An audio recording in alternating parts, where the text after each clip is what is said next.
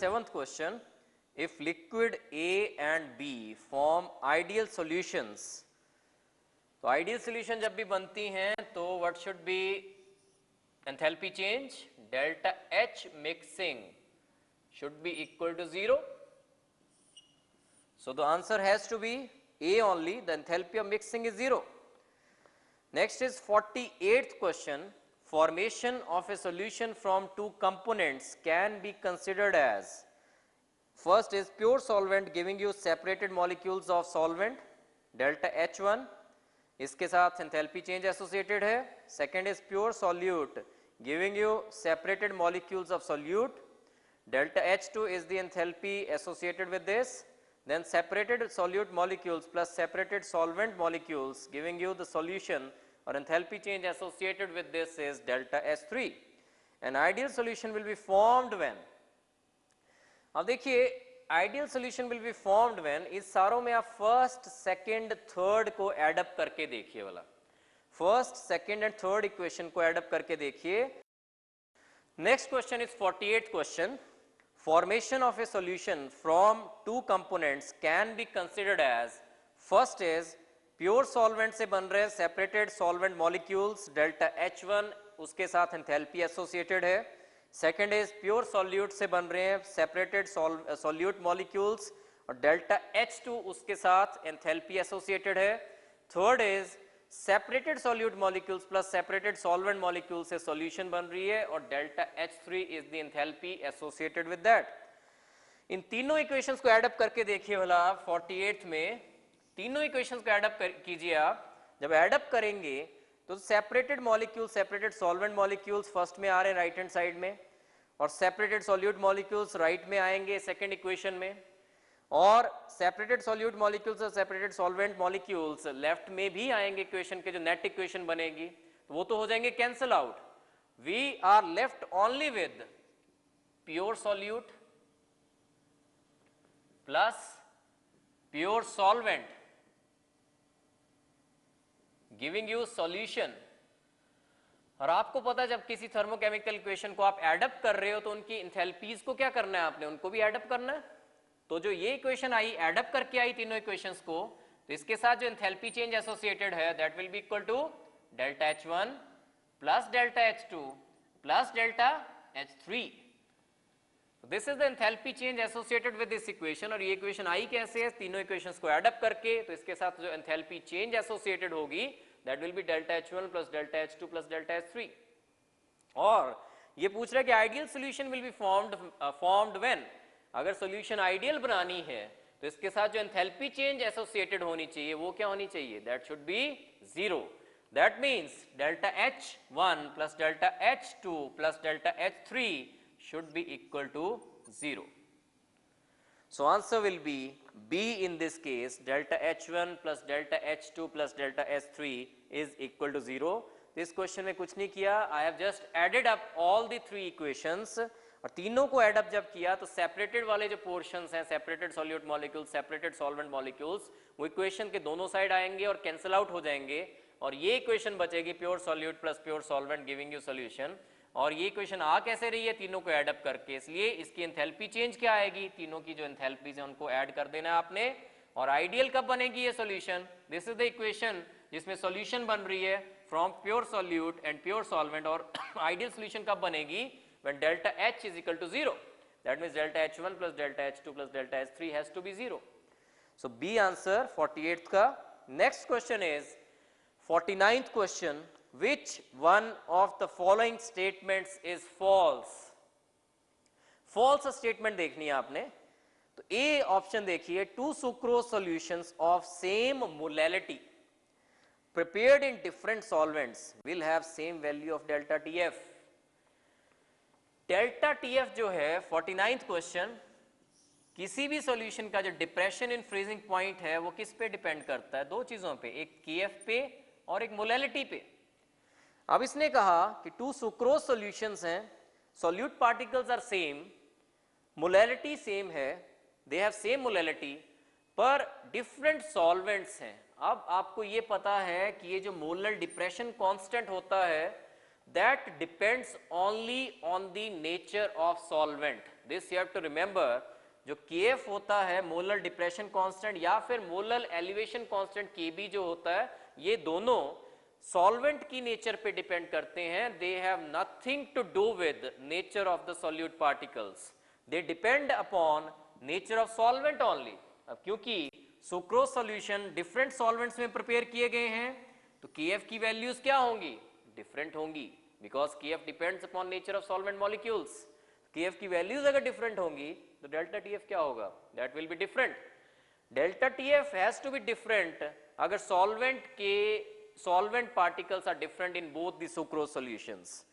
तो A option ही यहाँ पे फॉल्स है. देखिए, two sucrose solutions of same molality prepared in different solvents will have same value of delta Tf. They cannot have same value of delta Tf. So A will be the correct option. This is incorrect. A will be the answer. Next is 50th question. The vapor pressure of two liquids P and Q are 80 and 60 torr respectively. The total vapor pressure of the solution obtained by mixing 3 mole of P and 2 mole of Q would be, total vapor pressure मांगा है इसने. Raoult's law will be used in this case. 50th question में you have to use Raoult's law.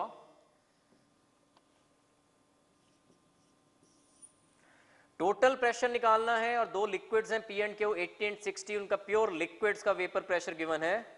तो PA will be equal to partial vapor pressure of A will be PA naught into XA. PA naught कितना दिया हुआ है, 80. XA is the mole fraction of A. तो mole fraction क्या होनी चाहिए, देखिए लास्ट में by mixing 3 mole of P and 2 mole of Q बोला हुआ है इसने. P के 3 मोल्स हैं, तो मोल फ्रैक्शन कैसे निकलती है, जिसकी मोल फ्रैक्शन निकालनी उसके मोल्स ऊपर divided by total number of moles, 3 + 2, 3/5 आ जाएगा. और इसको कैलकुलेट करें, this will be equal to 48.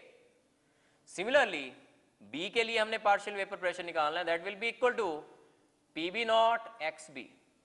That is PB naught कितना गिवन है, 60 into mole fraction of second will be 2/5. और कैलकुलेट करें इसको तो this will be equal to 24. Total क्या होना चाहिए, 48 + 24, दैट विल बी 72 torr. तो answer will be A in this case, 72 torr. Next question, 51st question. In a binary solution of two liquids A and B, XA and YA are mole fractions of A in liquid and vapor phase. What is correct? तो यहां पे vapour phase में भी मोल fractions की बात आ गई है इस क्वेश्चन में. वेपर फेज में क्या मोल फ्रैक्शन होगी A की, वो भी इंट्रोड्यूस किया गया है. तो देखिए, वैसे तो जो मोल फ्रैक्शंस किसी भी सब्सटेंस की लिक्विड में होती है और वेपर फेज में जो होती है, उनका इनवर्स रिलेशन होता है आपस में. दैट मीन्स उनका जो इनवर्सेस होंगे, they are linear functions of each other. That means XA is the mole fraction of the component in the liquid in the solution, and YA is the mole fraction of that component in the vapor phase. तो इनका क्या relation होगा, जो इनके inverses होंगे उनका आपस में लीनियर फंक्शन होते हैं, वो आपस में they are linear functions of each other. That means XA inverse is linear function of YA inverse. और ये आया कहां से, एक बार आई लेट यू नो कि ये चीज जो मैं कह रहा हूं कि XA इनवर्स, XA क्या है, mole fraction of A in the liquid, YA क्या है, mole fraction of A in the vapour phase, और XA inverse will be linear function of YA inverse. ये कहां से आया, एक फॉर्मूला है which you have to remember, and this is very important formula, that YA mole fraction of A in the vapour phase, this is mole fraction of A in the vapour phase will be equal to partial vapor pressure of A divided by partial vapor pressure of A plus partial vapor pressure of B. Binary solution अगर है तो mole fraction of A in the vapor phase, mind it, this is mole fraction of A in the vapor phase, and XA is mole fraction of A in the solution. I am talking about the mole fraction of A in the vapor phase. YA is equal to partial vapor pressure of A divided by total vapor pressure PA plus PB of the solution, and the PA is equal to, आपको पता है, is equal to XA into PA naught. Raoult's law, divided by this will be XA PA naught plus XB PB naught. Now we can simplify this. इसको क्या करना है आपने कि आप रेसिप्रोकेट कर दीजिए, 1 अपॉन वाई ए ले लीजिए, इसमें 1 upon Y A will be equal to, ये ऊपर चला जाएगा, X A P A naught plus X B को यहां पे चेंज कर दें, 1 minus X A into P B naught divided by X A P A naught. Now simplifying this will be equal to X A common लीजिए इन दोनों में से, X A will be common, तो ये आ जाएगा X A P A naught minus P B naught plus P B naught divided by X A P A naught. This is 1 upon Y A. Now we open इसको करें हम अगर, तो x a first portion में that will cancel out. We are left only with 1 upon y a is equal to p a naught minus p b naught divided by p a naught plus p b naught divided by x a into p a naught. अब इस equation को we can compare this equation with y is equal to mx. So what will be mx plus c. We can compare this equation with y is equal to mx. m is pb naught upon pa naught. mx that is 1 upon xa will be x in this case plus c, this is the y intercept. तो क्या मतलब हुआ इसका कि 1 upon ya is linear function of 1 upon xa in this case, or we can say that कि ya inverse is linear function of xa inverse. तो multiple choices में या ट्रिपल में if this question comes, तो इतना time तो होगा नहीं कि आप पूरा इसको सॉल्व करें. तो you have to remember this कि मोल फ्रैक्शन जो होती है किसी भी कंपोनेंट की इन द वेपर फेज, और जो मोल फ्रैक्शन होती है उसी कंपोनेंट की इन द सॉल्यूशन, उनका आपस में क्या रिलेशन है, they are linear functions of each other, लेकिन उनके inverses are linear functions of each other. That is X A inverse is linear function of Y A inverse. But this formula is very important, first formula जहां से शुरू किया हमने कि Y A is equal to P A upon P A plus P B. Mole fraction of A in the vapour phase, that is Y A is equal to vapour pressure of that component divided by total vapour pressure. Open up किया X A P A not, Raoult's law, PA will be XA PA naught, PB will be XB PB naught. फिर यहाँ पे देखिए इसको मैंने उल्टा कर दिया, इन्वर्स किया इसका, 1 by YA is equal to XA PA naught plus 1 minus XA PB naught. XB को क्या लिख दिया मैंने, 1 minus XA PB naught divided by XA PA naught. 1 by YA is equal to XA common किया, यहाँ पे दोनों में कॉमन लिया, XA is equal to XA into PA naught minus PB naught plus PB naught divided by XA PA naught. फिर इसको equation जो बनी है इसको ओपन अप किया मैंने और कंपेयर किया y is equal to mx plus c से, तो 1 by ya is linear function of 1 upon xa. That means ya inverse और xa inverse is linear function of ya inverse. So this was 51st question. Next is 52nd question.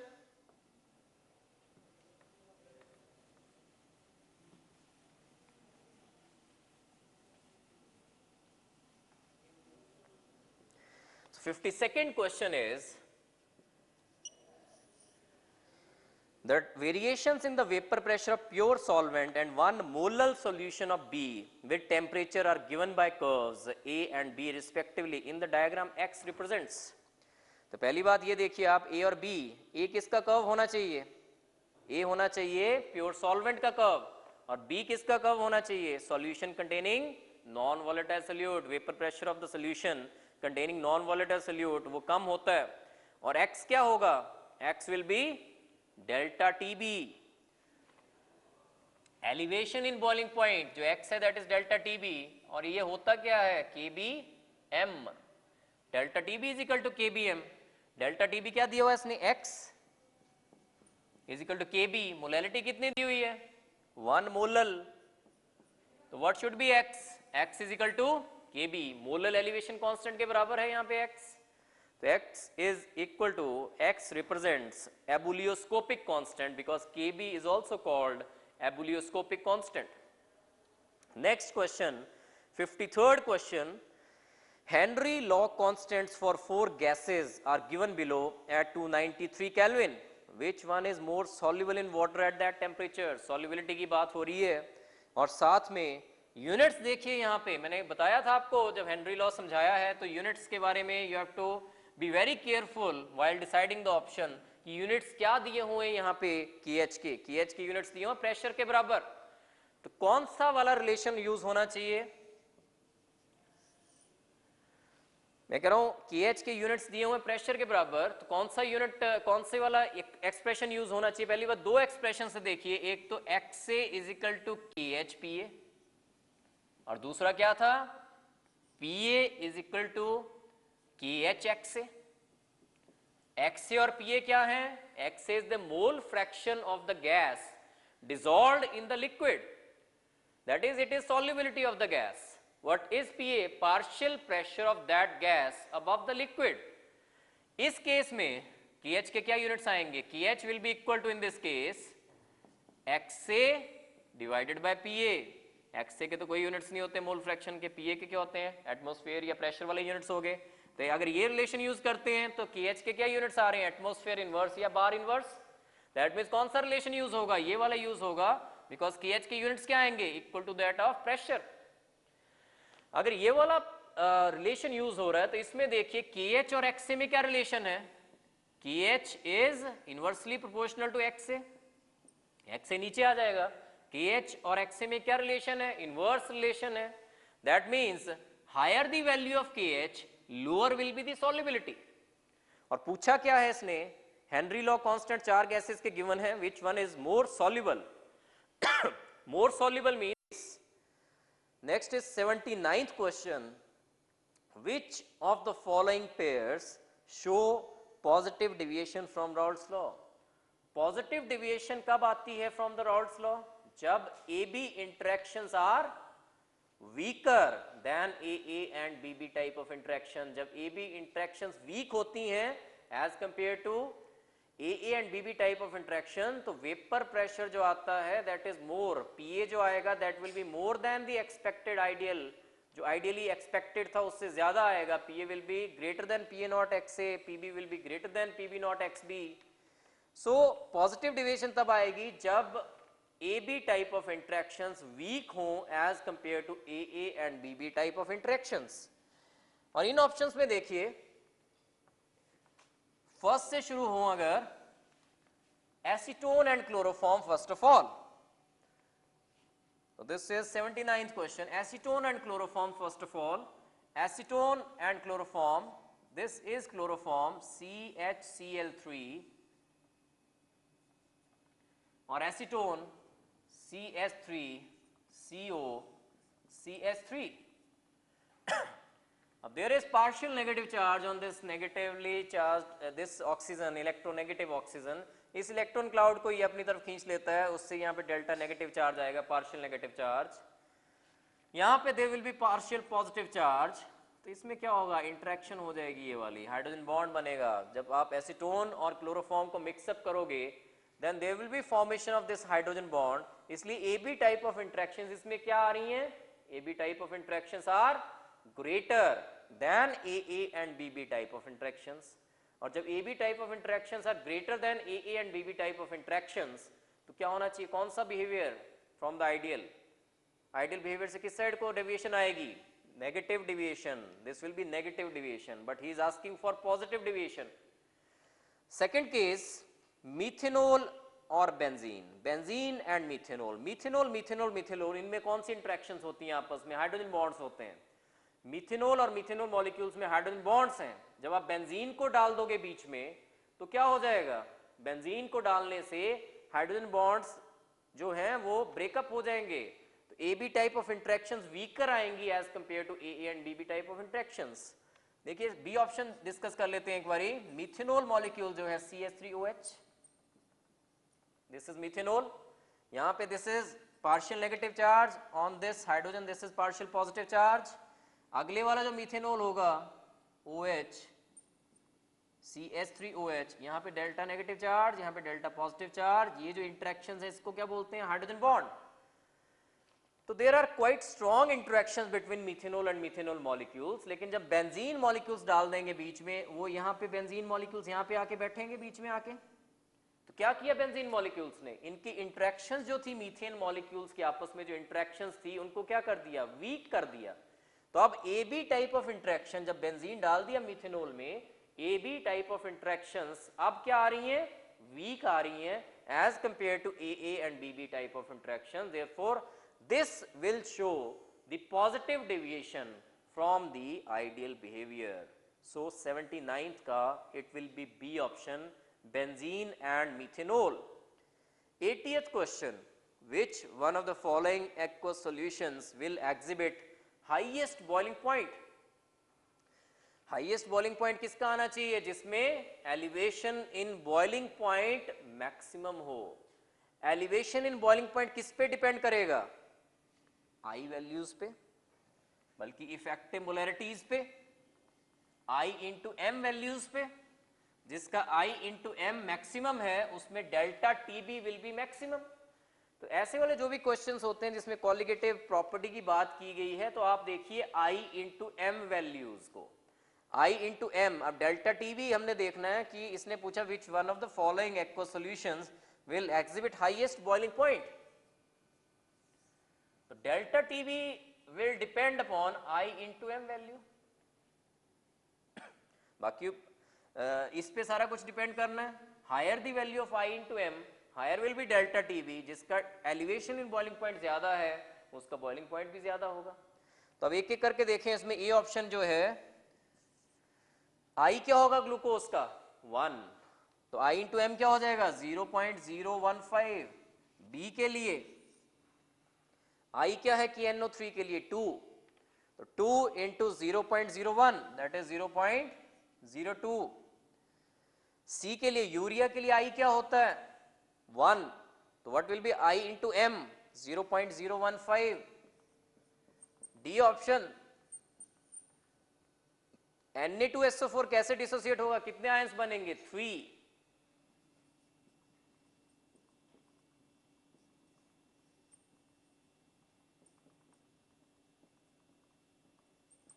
2 + 1 3 ions, तो I क्या लेंगे इसमें आप 3 into 0.01 that will B 0.03। सबसे बड़ा I into M किस में आया 0.03 लास्ट केस में। जिसका I इंटू एम मैक्सिमम है delta TB, elevation in boiling point उसी में ज्यादा होगा। जिसमें एलिवेशन इन बॉइलिंग पॉइंट ज्यादा है उसका boiling point will B highest. So answer will be D.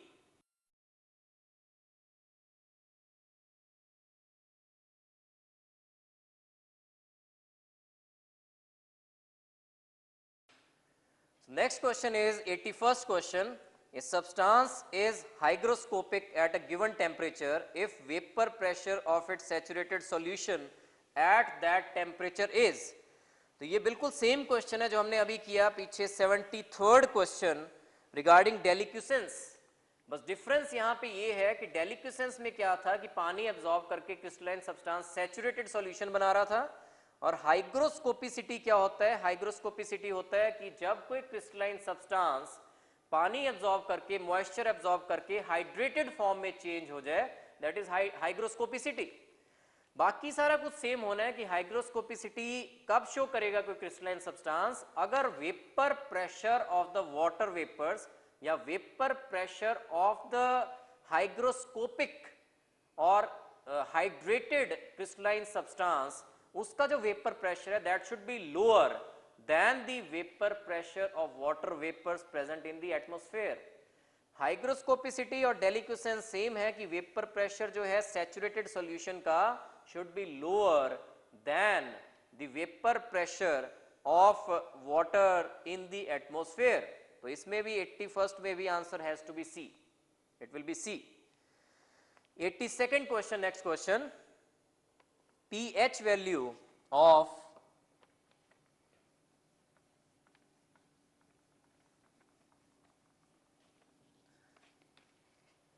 82nd question is pH value of 0.1 molar monobasic acid solution is 2 at room temperature T.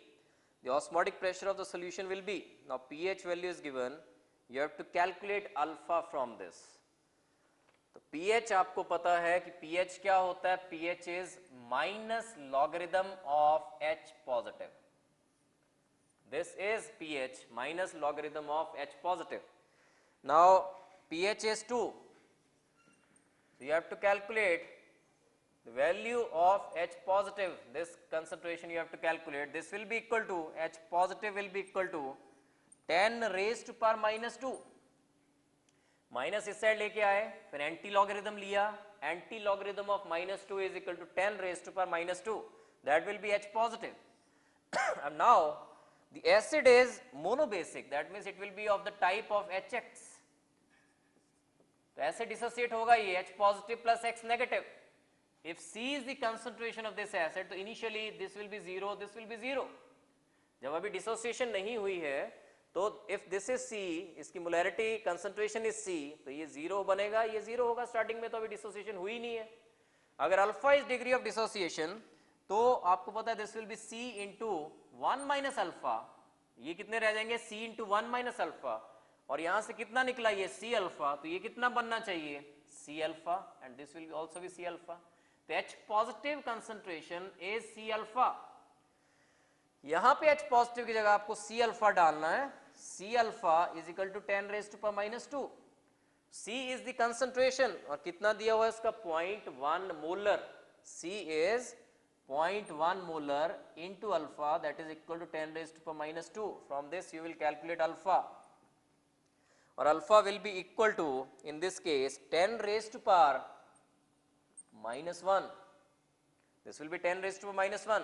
जब alpha निकल गया, and after that you have to calculate osmotic pressure. Osmotic pressure निकालने के लिए आपको क्या चाहिए, pi is equal to ICRT.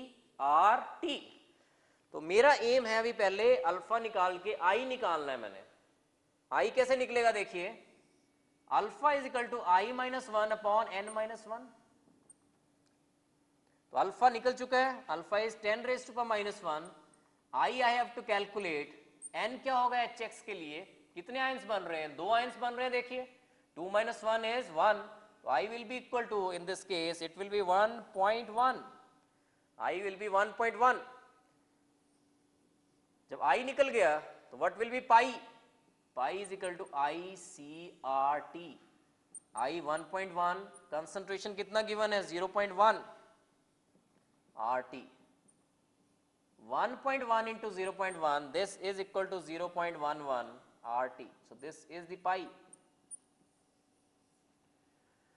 एक बार फिर देखिए इस क्वेश्चन को कि pH गिवन है मोनोबेसिक एसिड का, और pH is 2, pH is given, concentration भी गिवन है 0.1. pH आपको पता है is minus logarithm of H positive, तो 2 is equal to minus logarithm of H positive. -1 से मल्टीप्लाई कीजिए दोनों side, -2 will be equal to logarithm of H positive, anti log लीजिए -2 का 10 raise to power -2. So H positive is equal to 10 raise to power -2. अब आपको ऐसा पता है कि HX इस हिसाब से डिसोसिएट होता है H positive plus X negative. अगर इनिशियल कंसंट्रेशन HX की C है तो दिस विल बी 0 एंड 0. अगर alpha is degree of dissociation of HX तो C इंटू 1 माइनस अल्फा ये रह जाएगा डिसोसिएट होने पे. अगर C इंटू 1 माइनस अल्फा रह गया तो कितना निकला देखिए यहां से C अल्फा. इसको एक्सपेंड करें अगर तो दिस इज C और माइनस C अल्फा, कितना गया C में से, C अल्फा डिसोसिएट हुआ. तो अगर ये C अल्फा डिसोसिएट हुआ तो ये कितना बनना चाहिए C अल्फा, ये कितना बनना चाहिए C alpha. So H positive concentration is C alpha, और H पॉजिटिव कंसंट्रेशन यहां भी निकाल लिए 10 रेज टू पावर -2. तो अल्फा H पॉजिटिव को C अल्फा डालिए आप, C alpha is equal to 10 raise to power -2. Alpha निकालना है, C गिवन है यहाँ पे कंसंट्रेशन इसकी मोनोबेसिक एसिड की 0.1 गिवन है. 0.1 into alpha, alpha will be 10 raise to power -1. अब इसमें आ जाइए आप, क्योंकि I निकालना है आपने ऑस्मोटिक प्रेशर के लिए, आपको I चाहिए, तो आपको I निकालना है इस इक्वेशन से. Degree of dissociation alpha is equal to I minus 1 upon N minus 1.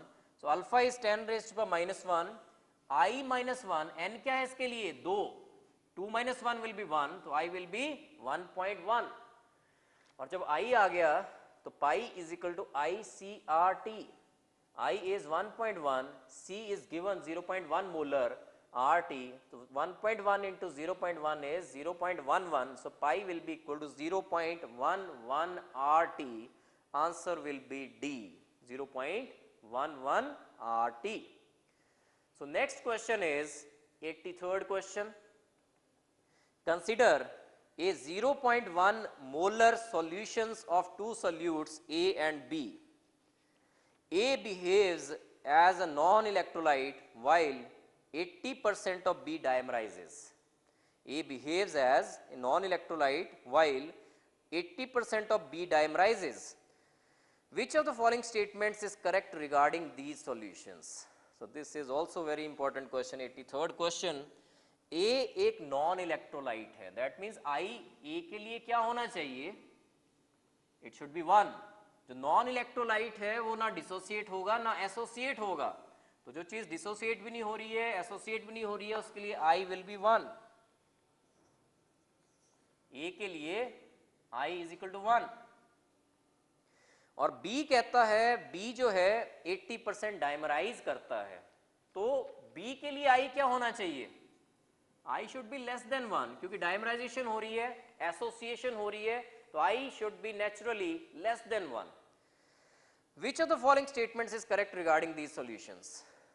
तो A option देखिए, the boiling point of solution A is less than that of B. Boiling point of A is less than that of B. आप देखिए कोई भी colligative property किस पे depend करती? I पे. I की वैल्यू किसकी ज्यादा है, A की या B की? A के लिए I की वैल्यू ज्यादा है. A के लिए delta TB elevation in boiling point क्या होना चाहिए? A के लिए. देखिए I की वैल्यू जिसके लिए ज्यादा है उसके लिए कॉलिगेटिव प्रॉपर्टी भी ज्यादा होगी, क्योंकि बॉइलिंग पॉइंट की बात हो रही है, तो elevation in boiling point delta TB इन दोनों में किसके लिए ज्यादा होना चाहिए? जिसके लिए I बड़ा है. तो delta TB elevation in boiling point किसका ज्यादा होगा? A का. और जिसके लिए एलिवेशन ज्यादा है बॉइलिंग पॉइंट में उसका boiling point should be higher. Boiling point of solution A will be more than the boiling point of solution B. So A is incorrect. एक आंसर नहीं हो सकता.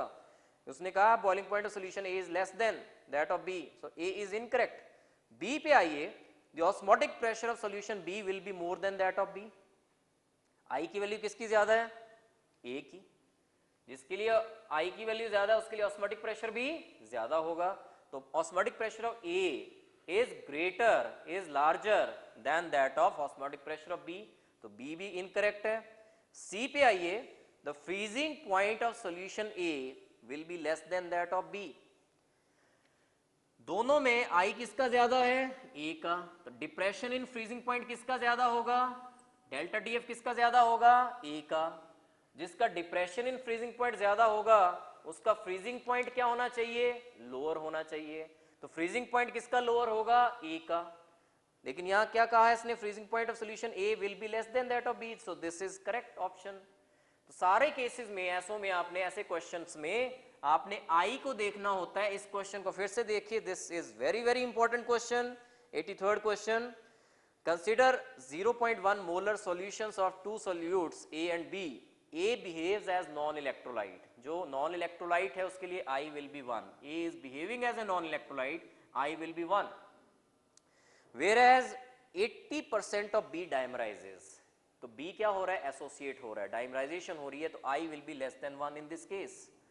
जब I के बारे में आपको आइडिया लग गया, कंपैरिजन कर सकते हो आप दोनों का इनमें, तो आप इनकी कॉलिगेटिव प्रॉपर्टीज को भी कंपेयर कर सकते हो. तो A ऑप्शन में boiling point of solution A will be less than that of B. Delta TB किसका ज्यादा होना चाहिए? जिसका I ज्यादा है उसके लिए एलिवेशन इन बॉइलिंग पॉइंट ज्यादा होगा. एलिवेशन इन बॉइलिंग पॉइंट किसका ज्यादा होगा? A का. जिसका एलिवेशन बॉइलिंग पॉइंट ज्यादा होगा, एलिवेशन इन बॉइलिंग पॉइंट ज्यादा होगा, उसका बॉइलिंग पॉइंट भी ज्यादा होगा. तो boiling point of A will be more, लेकिन फर्स्ट में दिया हुआ boiling point of solution A is less than that of B. So A is incorrect. Osmotic pressure of solution B will be more than that of A. Osmotic pressure किस पे depend करेगा? I पे. I किसका ज्यादा है? A का. तो osmotic pressure किसका ज्यादा होना चाहिए? A का. So this is also incorrect. C option, the freezing point of solution A will be less than that of B. So this is correct because आपने compare करना है delta TF. Depression in freezing point किसका ज्यादा होगा? ए का। जिसमें depression ज्यादा है उसका freezing point will be lower, so it is correct. 83rd का C will be the correct option.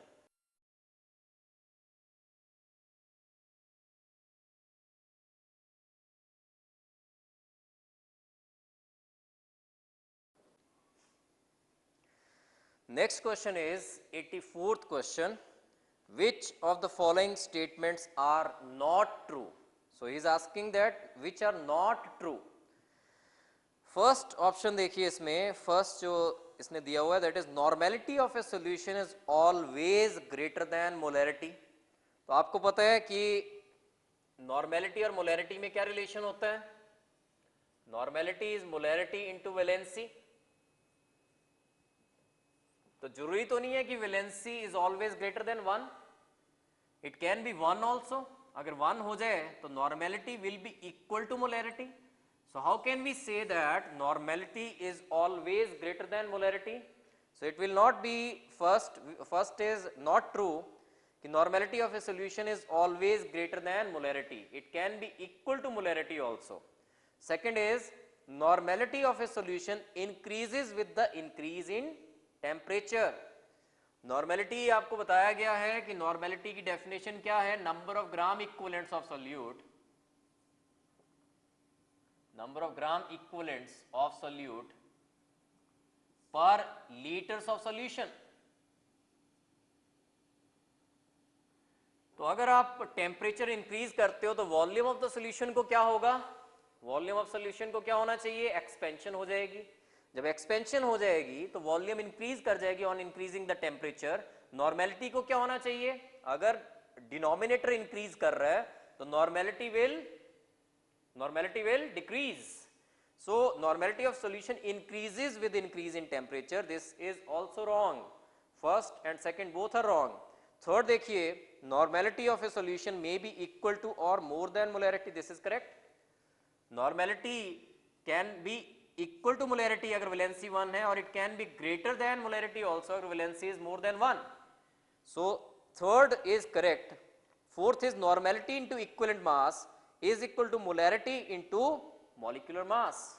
Normality into equivalent mass, normality की डेफिनेशन देखिए कि number of gram equivalents of solute per litres of solution. Gram equivalents क्या होते हैं? Weight of solute upon equivalent weight, EB, साथ में volume of the solution in litres. इसको आप इक्विवेलेंट वेट से मल्टीप्लाई कीजिए, इक्विवेलेंट मास से मल्टीप्लाई कीजिए, EB EB cancels out, we are left only with WB upon VL. Similarly जो second दिया हुआ मोलैरिटी इनटू मॉलिक्यूलर मास, वो भी करके देखते हैं हम। मोलैरिटी क्या होता है? Number of moles of solute,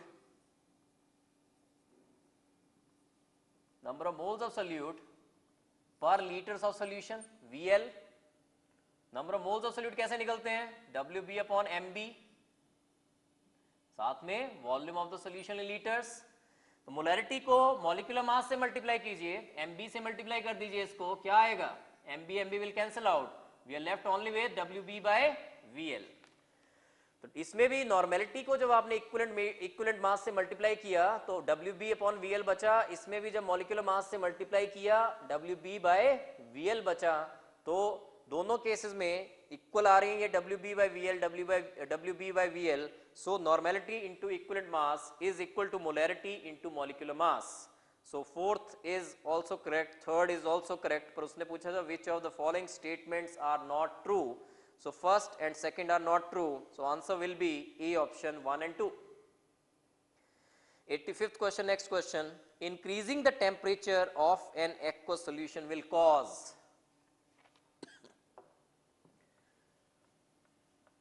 इसी में देख लीजिए next question. Normality volume relation क्या देखिए, इनवर्स रिलेशन है। वॉल्यूम क्या हो रही है? टेम्परेचर इंक्रीज करने पे volume of the solution increase करेगी, नॉर्मेलिटी डिक्रीज करेगी। मोलैरिटी भी वॉल्यूम क्योंकि इंक्रीज करेगी, मोलैरिटी विल डिक्रीज। तो इसने पूछा था increasing the temperature of an aqueous solution will cause decrease in molarity. Molarity में तो कोई फर्क नहीं पड़ता, बिकॉज मोलैरिटी में we have weight of the solvent in KGs, नीचे जो होता है वो weight of the solvent in KG होता है। Decrease in molarity, yes this is correct. Molarity में डिक्रीज आएगा क्योंकि वॉल्यूम ऑफ द सॉल्यूशन में इंक्रीज आएगा with the rise in temperature, so molarity will decrease. So it will be B option. 86th question. When a solution containing non-volatile solute is diluted with water, dilution कर रहे हैं, non volatile solute वाली solution है, उसमें पानी डाल रहे हैं, तो क्या होना चाहिए? नेचुरल है कि पानी डाल रहे हैं, सॉल्वेंट मॉलिक्यूल्स इंक्रीज कर रहे हैं, तो वेपर प्रेशर तो इंक्रीज ही होगा, they will be increase in the vapour pressure. लेकिन फ्रीजिंग पॉइंट इंक्रीजेज, इसके फर्स्ट ऑप्शन वाइज चलते हैं हम. देखिए, it's vapour pressure as well as freezing point increases. Vapour pressure तो नेचुरली इंक्रीज करेगा, but what about freezing point? Freezing point का देखिए क्या होगा. आपको पता है डेल्टा टीएफ क्या होता है? Depression in freezing point. किस पे डिपेंड करता है वो? KF, molality. मोलैलिटी क्या चीज है? मोलैलिटी है number of moles of solute. Molality is number of moles of solute per KG of solvent. Solvent आपने इंक्रीज किया है, पानी डाला है और सॉल्यूशन में, तो केजी ऑफ सॉल्वेंट जो है, ये वाला फैक्टर क्या हो रहा है? इंक्रीज हो रहा है. ये वाला फैक्टर इंक्रीज हो रहा है, तो इसको क्या होगा? ये डिक्रीज होगा. Depression in freezing point will decrease. Depression in freezing point decrease करने का मतलब क्या है? Freezing point will increase. Freezing point will increase. So first is the correct option. एक बार फिर से देखिए, फर्स्ट फैक्टर तो आपको क्लियर हो गया होगा कि जब सोल्यूशन में कंटेनिंग नॉन वॉलेटाइल सोल्यूट में डाइल्यूशन कर दी जाए, वाटर डाल दिया जाए, तो वेपर प्रेशर तो इंक्रीज होगा ही होगा, क्योंकि number of solvent molecules increase कर रहे हैं. लेकिन सेकंड फैक्टर जो है डेल्टा टीएफ देखना है आपने. जब भी फ्रीजिंग पॉइंट की बात आती है, आपने डिप्रेशन इन फ्रीजिंग पॉइंट पे आना है पहले. Delta TF is equal to KF molality. Molality होती है number of moles of solute per KG of solvent. जब पानी डाला आपने, तो सॉल्वेंट जो केजी ऑफ सॉल्वेंट है दैट विल इंक्रीज. ये इंक्रीज कर रहा है, तो डेल्टा टीएफ डिक्रीज करेगा. डेल्टा टीएफ डिक्रीज करने का मतलब है कि depression in freezing point decrease कर रही है, तो depression in freezing point decrease करने का मतलब है फ्रीजिंग पॉइंट इंक्रीज करेगा. फॉर एग्जांपल, अगर मान लीजिए पहले depression in freezing point 4 degree Celsius का था, अब डिप्रेशन इन फ्रीजिंग पॉइंट हो गया 2 डिग्री सेल्सियस का. पहले अगर depression in freezing point 4 degree Celsius का था, तो फ्रीजिंग पॉइंट क्या था? -4 डिग्री सेल्सियस. अब अगर डिप्रेशन इन फ्रीजिंग पॉइंट कम हो गया है, तो अब फ्रीजिंग पॉइंट क्या हो गया? -2 डिग्री सेल्सियस. कौन सा बड़ा है इसमें? -2 डिग्री सेल्सियस. तो freezing point will also increase. So A is the correct option 86th का. 87th question. The elevation in boiling point when 13.44 gram of CuCl2, molecular mass given है 134.4 AMU, is added to 1 kg of water is. Elevation in boiling point calculate करना है आपने इस question में 87th में. और elevation in boiling point calculate करने के लिए फॉर्मूला आपको पता है कि डेल्टा टीबी क्या होता है? Is equal to I K B M. This is the formula for elevation in the boiling point. I कितना होगा CuCl2 के लिए? Because nothing is mentioned about degree of dissociation. तो आई आप क्या लोगे? जितने आयंस बनेंगे उतना ले लोगे. CuCl2 के लिए आई क्या होना चाहिए? जितने आयंस बनेंगे. कितने आयंस बनेंगे CuCl2 के? Cu2 positive plus 2Cl negative. How many ions? 1 + 2 3 ions. तो आई विल बी 3. Kb क्या होगा? दिया हुआ इसने 0.52. Molality number of moles of solute per KG of solvent. Number of moles कैसे निकलते हैं? Weight of solute divided by molecular mass 134.4. साथ में नीचे weight of the solvent in KG. Solvent कितना है? 1 kg ऑफ वाटर. तो दिस इज केजी में ही है, तो आपको डिवाइड करने की कोई जरूरत नहीं 1000 से. This will be delta TB. अब इसको कैलकुलेट करें, दिस इज इक्वल टू 0.156 आ रहा है, लेकिन this can be rounded off और it will be 0.16. So answer is C. 0.16 will be delta TB in this case. 88th question. Which of the following aqueous solutions will have maximum vapor pressure? Maximum vapor pressure किसमें होगा? जिसमें lowering in vapor pressure क्या हो? सबसे कम हो. Maximum vapour pressure किसमें होगा? जिसमें लोरिंग सबसे कम हो. और लोरिंग सबसे कम किसमें होगी? जिसकी आई की वैल्यू सबसे कम है. तो इसमें सबसे कम I इंटू एम की वैल्यू सबसे कम है, तो I इंटू एम देखना है आपने। फर्स्ट ऑप्शन देखिए, NaCl के लिए I इंटू एम क्या होगा? फर्स्ट ऑप्शन में I इंटू एम क्या होगा? NaCl के लिए I is 2 into 0.1 that is 0.2। B option में I into m, I urea के लिए 1 होता है तो 0.1 ओनली। सी ऑप्शन में कैल्शियम क्लोराइड के लिए I is 3 into 0.1 that is 0.3। D option में I इंटू एम, FeCl3 है 4 आएगा नंबर ऑफ आयंस, तो 4 into 0.1 that is equal to 0.4। तो मैंने कहा कि इसने पूछा विच of the following aqua solution will have maximum vapour pressure. Vapour pressure उस सॉल्यूशन का मैक्सिमम होगा जिसमें लोरिंग सबसे कम हो रही है। लोरिंग सबसे कम किसमें होगी? जिसका I इंटू एम सबसे कम है, तो I इंटू एम सबसे कम है बी ऑप्शन में 0.1 मोलर यूरिया, तो it will be B option. 88 का answer is B. 89th question, certain azeotropic mixture boils at a temperature lower than the boiling point of either of them। तो boiling point azeotropic mixture का lower आ रहा है as compared to boiling point of either of them, तो it is minimum boiling azeotropic mixture। और आपको मैंने बताया था minimum boiling azeotropic mixture किस में आते हैं? जो ऐसे mixtures हों जो positive deviation show करते हैं from the ideal behavior, that means उनका vapor pressure will be higher as expected from the ideal behavior। Vapour pressure जब ज्यादा होगा तो बॉइलिंग पॉइंट कम होगा, तो it will B solution exhibits positive deviations from the Raoult's law। तो minimum boiling एजियोट्रोपिक mixtures वो बनाते हैं ऐसी solution which exhibit positive deviation from the Raoult's law। 90th question, two solutions A and B have same vapor pressure at certain temperature, A and B are called। तो ऐसी solution जिनके vapour pressure same हो are known as isopiestic solutions. So it will be A answer, isopiestic solutions. Next question is 91st question, in cold countries ethylene glycol is added to water in the radiators of the cars during winters, this results in lowering of freezing point। A will be the correct option, it results in lowering of the freezing point। Depression in freezing point ज्यादा कर देगा जब ethylene glycol डालोगे। ये पहले भी discuss किया था मैंने कि इथाइलिन ग्लाइकोल डाला 0.45 डिग्री सेल्सियस आ रहा है, तो what will B freezing point?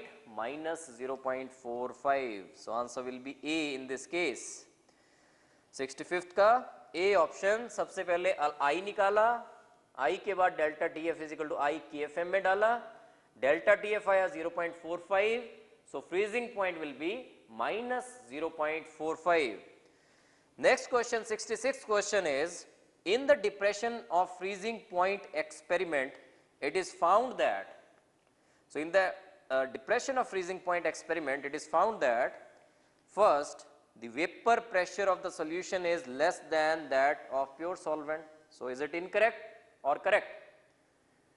कि vapour pressure of the solution is less than that of pure solvent, it is correct. जब भी आप सॉल्वेंट में, प्योर सॉल्वेंट में नॉन वॉलेटाइल सोल्यूट ऐड करते हो, जैसे पानी में नमक डाल दें आप, तो उस नमक कंटेनिंग जो सॉल्यूशन होगी उसका जो वेपर प्रेशर होगा that will be less than that of pure water.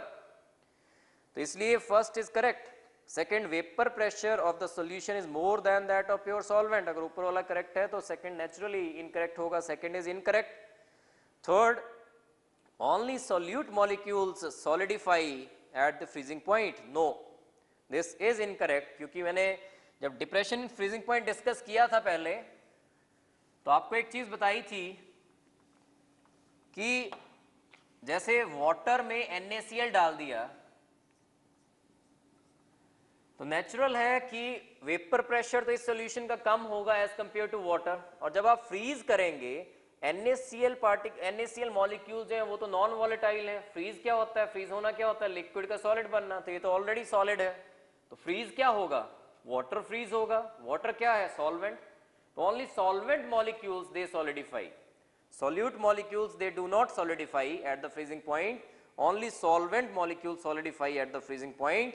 तो कौन से करेक्ट ऑप्शंस हैं? फर्स्ट एंड फोर्थ वाले। और ये ऑप्शन कौन सी बैठ रही है ठीक? सी वाली, C will be the correct answer in case of 66, 1 and 4.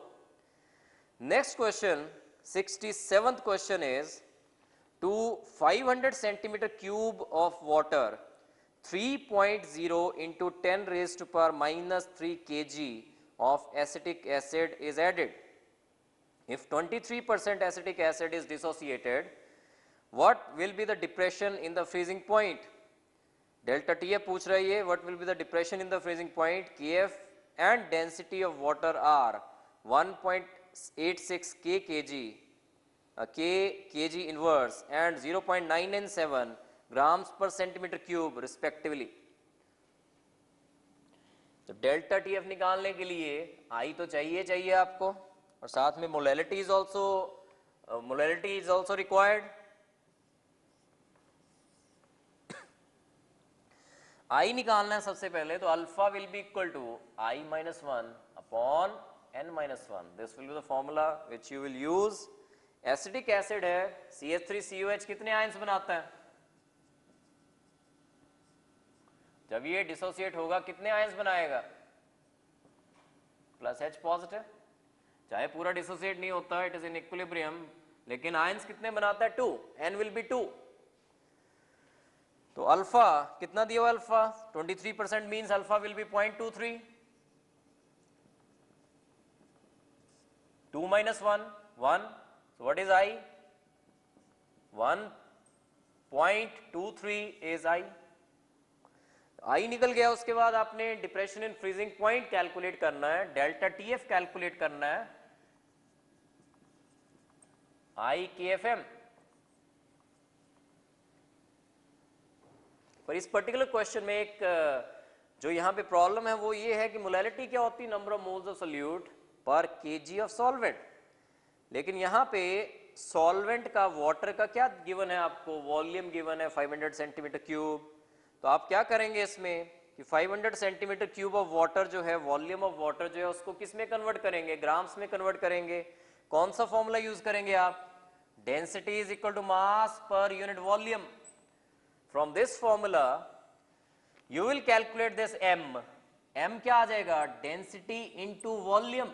That means मास जो होगा 500 सेंटीमीटर क्यूब ऑफ वाटर का, डेंसिटी कितनी गिवन है इसकी? 0.997 into वॉल्यूम कितनी है? 500. If we calculate this, this is 498.5. 498.5 grams. So by using the formula density is mass per unit volume, आपको volume को मास में कन्वर्ट करना है, क्योंकि वॉल्यूम नहीं चाहिए हमें. जब मोलैलिटी निकालनी है, we require weight of the solvent in kgs. अब इसमें डालिए वैल्यू. डेल्टा TF आपको कैलकुलेट करना है. Delta TF will be I 1.23, KF की वैल्यू 1.86. मोलैलिटी क्या होती है? Number of moles of solute.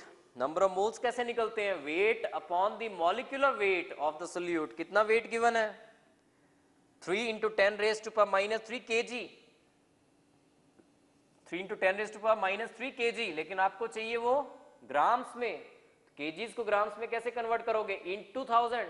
तो 3 into 10 raised to power minus 3 into 10 raised to power 3 क्या बन जाएगा? 3 only. So this is weight of the solute in grams divided by molecular weight of the solute. solute क्या है यहाँ पे? Acetic acid. उसका molecular weight is 60, CH3COH. साथ में नीचे चाहिए आपको weight of the solvent in kgs, लेकिन it is in grams. 498.5. 498.5 इसको आप कन्वर्ट करोगे kgs में, divided by 1000. So this will be the expression for delta TF. अगर इसको कैलकुलेट करें, so delta TF is equal to 0.228. 0.228 kelvins. This will be the depression in the freezing point, 0.228. एक बार फिर देखिए इस क्वेश्चन को कि 500 centimeter cube of water, 3 into 10 raised to the minus 3 kg of acetic acid is added. If 23% acetic acid is dissociated, what will be the depression in the freezing point? Kf की value given है water के case में, और density of water is also given. सबसे पहला M I, क्योंकि delta T F निकालना है आपने, आई के एफ एम चाहिए आपको, आई की वैल्यू चाहिए, तो आई कैसे निकलेगा, alpha is equal to I minus one upon n minus one, alpha 23% है, that mean 0.23 is equal to I minus one upon n minus one, n is 2, CH3COH 2 ions बनाता है, तो 2 माइनस 1 आ जाएगा, I will be 1.23। जब आई निकल गया तो आपने अब इस एक्सप्रेशन में देखिए मोलैलिटी जब निकालनी है तो उसमें we require weight of the solvent in KGs और weight of the solvent grams में पता चल जाए तो केजी में कन्वर्ट कर सकते हैं, लेकिन यहां पे वॉल्यूम सॉल्वेंट की गिवन है 500 सेंटीमीटर क्यूब ऑफ वाटर। इस फॉर्मूले से density is mass per unit volume से आपको मास निकालना है, density into volume, that will give you the mass of water 498.5 grams. अब आप मोलैलिटी पे डालेंगे, यहाँ पे मोलैलिटी की वैल्यू डालेंगे जब delta T F is equal to I 1.23, K F given है 1.86, molality is number of moles of solute per KG of the solvent. Number of moles of solute कैसे निकलेंगे, weight of solute divided by molecular weight of the solute. Weight कितना given है यहाँ पे 3 × 10⁻³ kg, इसको करेंगे आप कन्वर्ट ग्राम्स में। कैसे कन्वर्ट करेंगे ग्राम्स में केजीज को, इनटू 1000, तो 3 × 10⁻³ इनटू 1000 क्या आ जाएगा 3/60, this 3/60 this is number of moles. नीचे क्या चाहिए आपको, wait of the solvent in KG 498.5 grams. आपने अभी पीछे सॉल्वेंट का वेट निकाला है, वाटर का वेट निकाला है, डिवाइडेड बाय 1000 केजी में कन्वर्ट कर दिया, delta T F is equal to 0.228, B is the correct option 0.228 kelvins. Next question 68 question, during depression of freezing point in a solution the following are in equilibrium. पहली बात freezing point क्या होता है, freezing point is that temperature जहां पे solid phase and the liquid phase are in equilibrium. अभी पीछे मैंने डिस्कस किया कि जब फ्रीज होना है किसी सॉल्यूशन ने, non volatile solute containing solution ने, तो किसने फ्रीज होना है, सॉलिडिफाई किस चीज ने होना है, सॉल्वेंट ने। तो क्या चीज इक्विलिब्रियम में होगी, liquid solvent and the solid solvent. So what should be the correct option, A. Solute involve होगा ही नहीं यहाँ पे, because we are discussing the solutions containing non volatile solute particles. So it will be liquid solvent and the solid solvent, वो आपस में equilibrium पे होंगे एट द फ्रीजिंग पॉइंट। तो 68 का A is the correct answer. Next question is 69th question. 69th question, 0.004 molar aqueous solution of Na2SO4 is isotonic with 0.010 molar solution of glucose at the same temperature. Isotonic है, that means उनकी I into M values, effective molarities I into M values equal होनी चाहिए। The apparent degree of dissociation of Na2SO4 is, देखिए कौन कौन सी बात कर रहा है ये, आइसोटोनिक कौन सी हैं, एक तो है Na2SO4 और दूसरा है ग्लूकोज। आइसोटोनिक मींस उनके ऑस्मोटिक प्रेशर्स क्या होने चाहिए, इक्वल होने चाहिए। इसका osmotic pressure should be equal to osmotic pressure of glucose. Osmotic pressure क्या होता है, ICRT is equal to ICRT इस केस में, और ये C किसका मोलैरिटी ऑफ Na2SO4 है, ये C किसकी मोलैरिटी ऑफ ग्लूकोज है। टेम्परेचर सेम है, गैस कांस्टेंट सेम है, दिस विल कैंसिल आउट। जब भी कंपैरिजन करते हैं आइसोटोनिक कहा जाता है तो टेम्परेचर्स आर सेम, तो T and R they will cancel out. क्या इक्वल होना चाहिए इनका, I into C। ग्लूकोज के केस में I क्या होता है 1 into C, मोलैरिटी क्या दे रखी है ग्लूकोज की 0.010। इसका एपरेंट डिग्री ऑफ डिसोसिएशन जब पूछा है तो इसमें अंडरस्टूड है कि I क्या होगा, I नंबर ऑफ आयंस के बराबर नहीं होगा इस केस में, क्योंकि ये पूरा डिसोसिएट नहीं हो रहा है। जब 100% डिसोसिएशन होती है उस केस में I जो होता है that is equal to N number of ions formed by a particular solute. लेकिन इस केस में you have to first of all calculate I की वैल्यू। I को आपने वैसे ही रहने देना है, I into C मोलैरिटी कितनी दे रखी है Na2SO4 की 0.004. फ्रॉम दिस इक्वेशन आइसोटोनिक है तो I इंटू सी बराबर कर दिए, I की वैल्यू निकालिए आप Na2SO4 की I की value, that will be 0.010 divided by 0.004 and this will be equal to 5/2. I की वैल्यू निकल गई, उसके बाद apparent degree of dissociation alpha calculate करना है आपने. Alpha will be equal to I-1 upon N-1. I आपने निकाला 5/2 - 1 डिवाइडेड बाय N क्या होगा Na2SO4 का, हाउ मेनी आयंस, एक मॉलिक्यूल के डिसोसिएट होने पे कितने आयंस बनेंगे इसमें, दो इसके Na पॉजिटिव के और एक सल्फेट नेगेटिव का SO4 2 नेगेटिव का, तो कितने आयंस हो गए टोटल 3 - 1 2, तो alpha will be equal to 3/4. तो परसेंटेज निकालनी हो तो this will be 3/4 into 100. 3/4 into 100 क्या होता है 75%. सो जो परसेंटेज डिसोसिएशन है इसकी दैट विल बी 75%. तो देखिए एक बार फिर से इस क्वेश्चन को, 69th question, 0.004 molar aqueous solution of Na2SO4 is isotonic with 0.010 molar solution of glucose at the same temperature. The apparent degree of dissociation of Na2SO4 is. apparent degree of dissociation, जब degree of dissociation की बात आ गई है Na2SO4 की, that means it is not 100% ionized. I को आपने पहले N के बराबर पुट नहीं करना है, इसमें जितने नंबर ऑफ आयंस बन रहे हैं उसके बराबर नहीं डालना है आपने, और I into C osmotic pressure का सेम आइसोटोनिक कहा गया है, तो इसका जो ऑस्मोटिक प्रेशर होगा pi, that should be equal to pi of glucose. Pi होता क्या है ICRT और इसका ICRT, RT cancel out.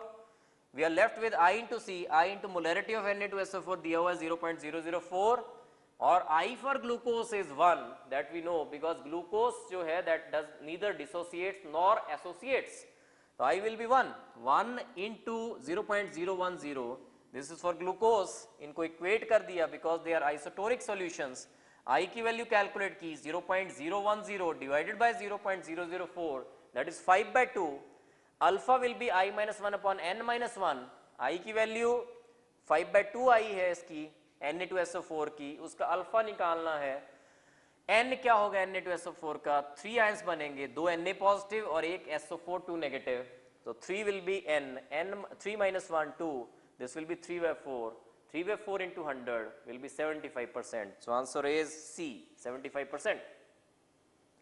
70th question, next question is the values of observed and theoretical molecular masses of certain electrolyte XY are 65.4 and 114.45 respectively.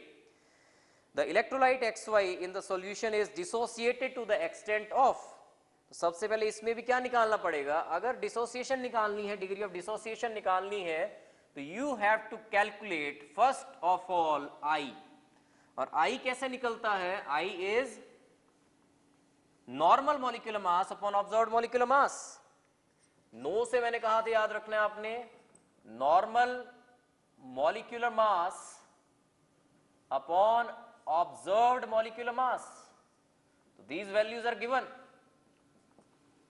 हाँ जी, normal कितना है theoretical वाला, that is 114.45 और ऑब्जर्व्ड कितना बोला उसने 65.4.